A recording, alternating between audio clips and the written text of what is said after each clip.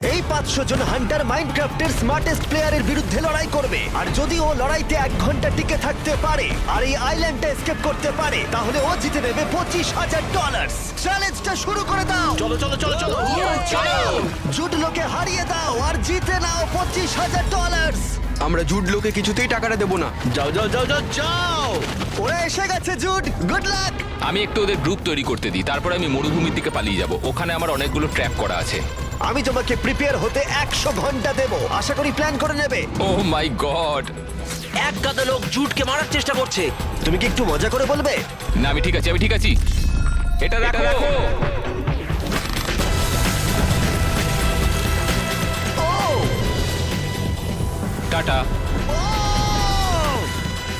ও মাই god! চলো। ভাই তোমায় বোকা বানালো। এটা পাগলামি ছিল।